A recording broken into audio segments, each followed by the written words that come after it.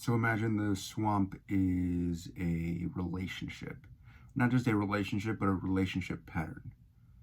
For example, mine was choosing subconsciously, not attracting, also yes, but choosing emotionally unavailable, guarded women, partners. It was attracting people who would ignite or inflame my neglect and abandonment wounds. Hey y'all, I am VictorY. I help provide insight to empower, and in a previous video, I touched on how it can be healing our emotional, mental, spiritual, even physical wounds, moving through, waking up in a swamp in mud, neck deep. Now, I like the swamp metaphor because it's where a lot of stagnant water lives. We are about 80% water, if not more, if not less, depending on who you talk to. And a lot of the fluids in our body can become stuck and stagnant, especially where we feel a lot of tension. Our body keeps the score in terms of the events and experiences that we've gone through. Most people will feel a lot of tension around their neck, their shoulders, especially their jaw, frustration, burdens around their pelvic region, where the trauma muscle is, the iliopsoas muscle. Definitely something to look up if you have the time. And when we release the tension, the dense energy in these areas is, sure, we're making space for mental, emotional clearing, spiritual clearing, but I can tell you that going through exercises like TRE, tension, trauma, and release exercises, going through yoga, a lot of the stuck and stagnant emotion comes up to be felt, to be processed, to be released.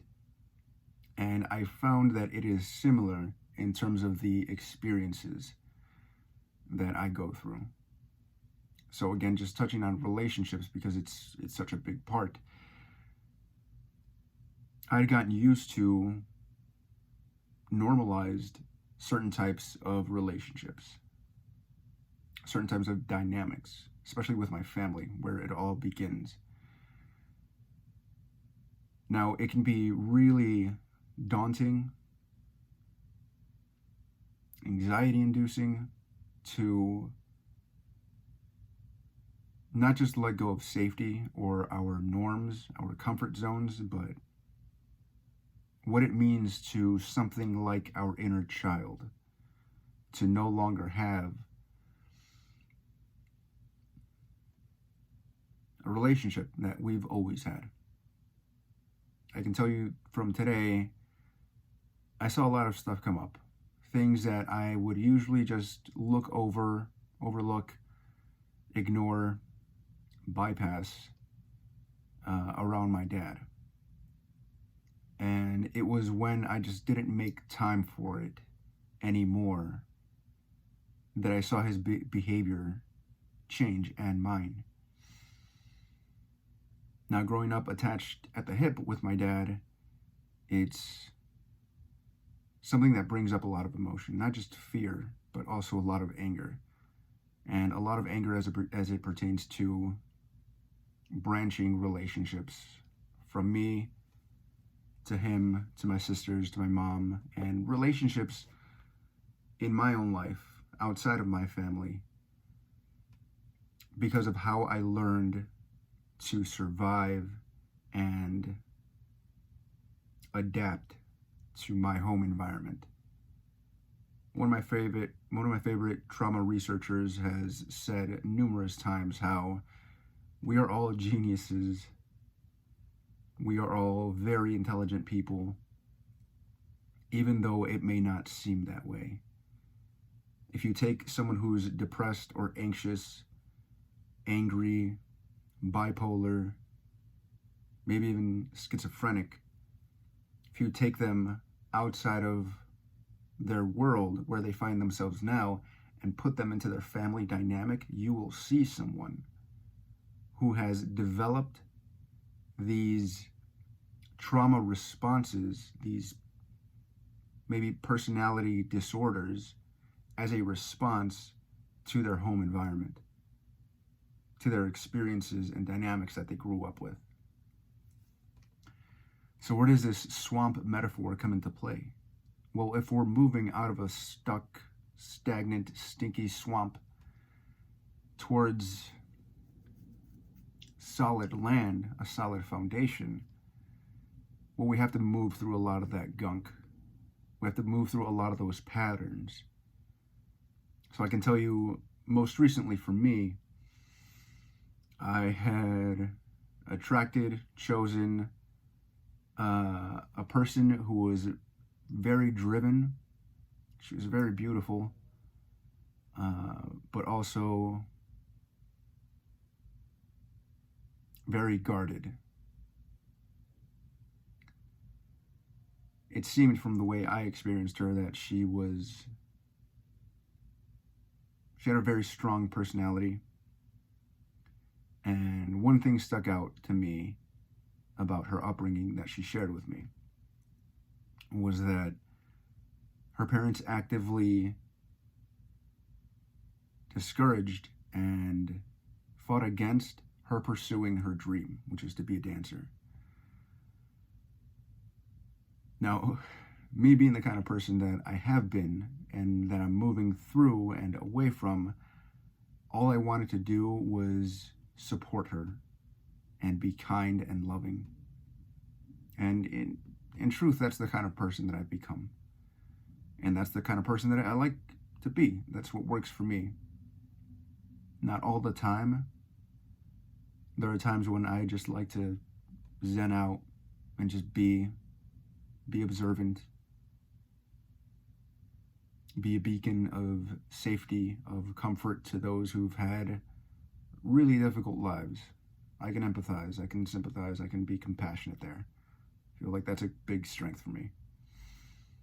And sometimes I just like to be really playful and goofy and be very childlike. And it didn't seem like she was about that. And in the past, the old patterns that I was moving through, I would try to adapt and people please. Now, my mom grew up with her share of traumas, schizophrenia and depression as responses to those traumas and as a way of trying to get through life, if ineffectively. So since childhood, there's been a big driver to try to be who I feel or think I need to be in order to win praise and affection and love from someone who just doesn't know how to give it, and choosing people who don't know how to give love, who know how to see or hear or communicate with someone else effectively.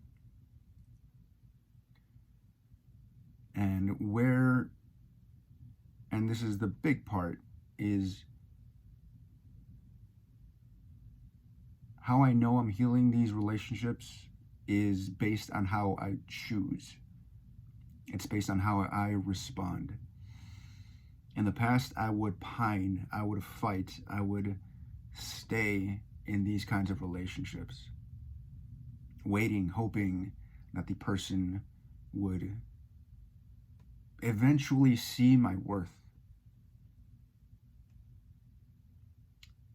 And this last time, among so many other times where I just didn't handle it as well as I did this time,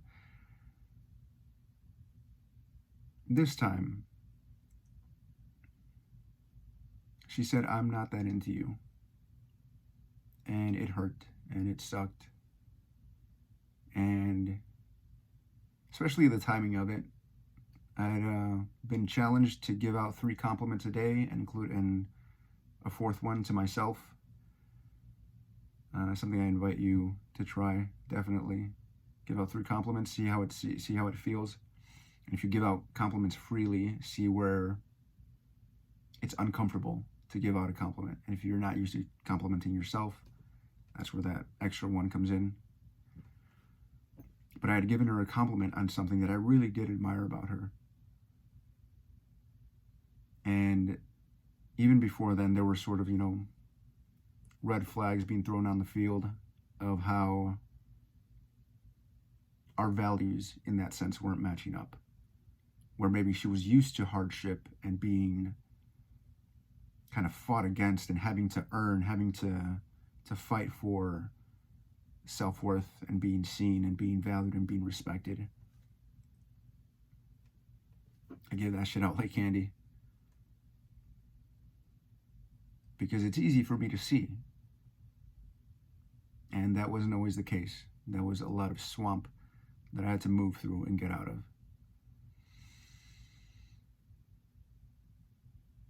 And before I used to be fearful, no to love, because I was afraid of this exact thing happening. And now I can't wait for the next one, because I just keep getting better at picking closer and closer to who my person is, who my match is, who a heart-centered, heart-resonant connection is. And it sucked, and it still kind of sucks sometimes throughout the day, for it to not have been this person. Because how awesome would it be, how cathartic would it be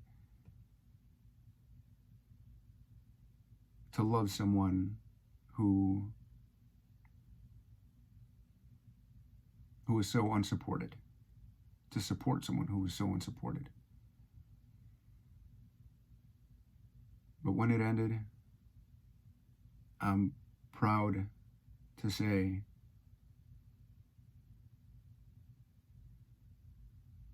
that my response was appropriate and resonant to who I am and who I value myself to be. I said kindness is key.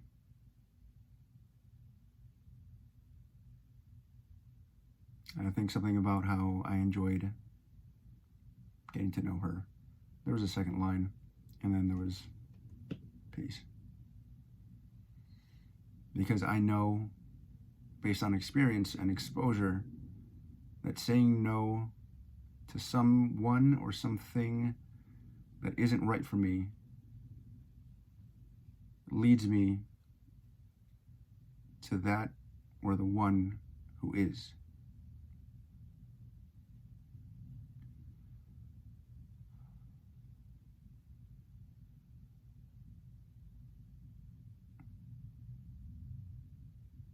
We're moving through the swamp, collectively, whether we know it or not.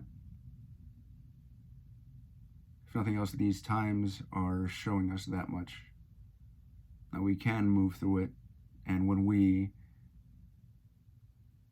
can be pulled, or we can be pushed, dragged, kicking and screaming, or running with it.